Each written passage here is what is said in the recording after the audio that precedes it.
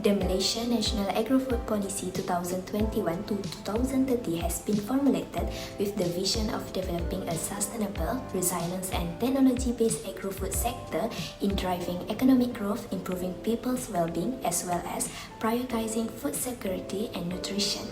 The implementation of ANP is driven by 6 policy objectives supported by 5 policy thrusts, 21 strategies and 77 action plans that will be realized through various departments and agencies over a period of 10 years up to 2030. The policy thrusts include: Thus, the aspiration of ANP 2.0 will be achieved with the support of all stakeholders involved. It is hoped that this policy inspires and motivates the private sector and industry players to collaborate with the government to accelerate the development of the Malaysian agro-food sector to become a competitive and modern sector, subsequently ensuring the success of ANP 2.0. Non-governmental organizations, NGOs, are also plunged due to the COVID-19 pandemic.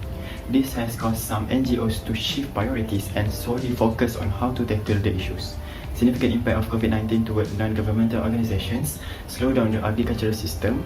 The disruption in supply chains make it hard for vulnerable populations to access nutritious food. Due to market closure during pandemic, it is also challenging for us to maintain the sustainability of the agricultural output.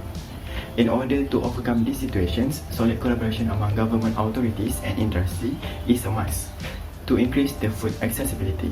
Besides, implementing the digital platform is enforced comply with the government requisitions. The improvement in food supply that can be handled remotely enhance the food distributions.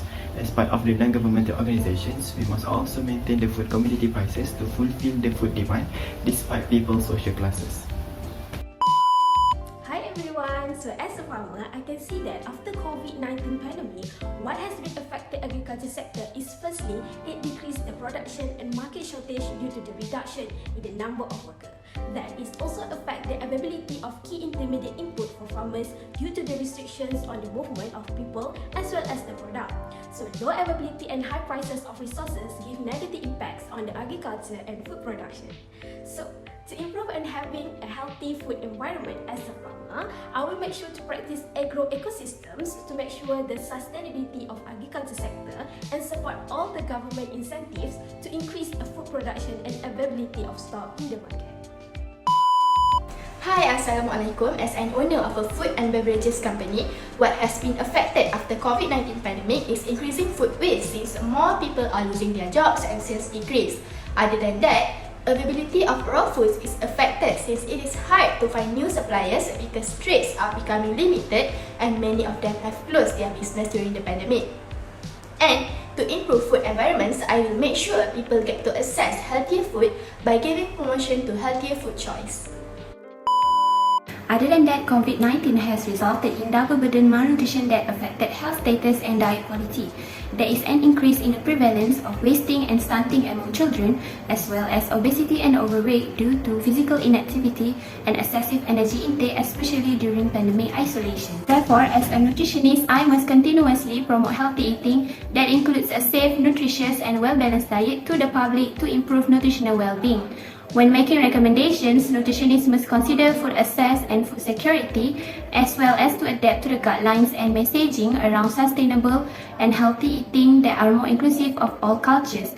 This is essential for ensuring a healthy and sustainable food environment. Hi and Assalamualaikum. As a consumer, the COVID-19 outbreak has affected my access to healthy food. It is because of the fear going to the market and supermarket due to the possibility of contracting COVID-19 there. In order to get out of this situation, I will make sure to stock up on healthier foods, especially fruits and vegetables without going our budget. To prevent food waste, I also make sure to purchase healthy foods in moderation.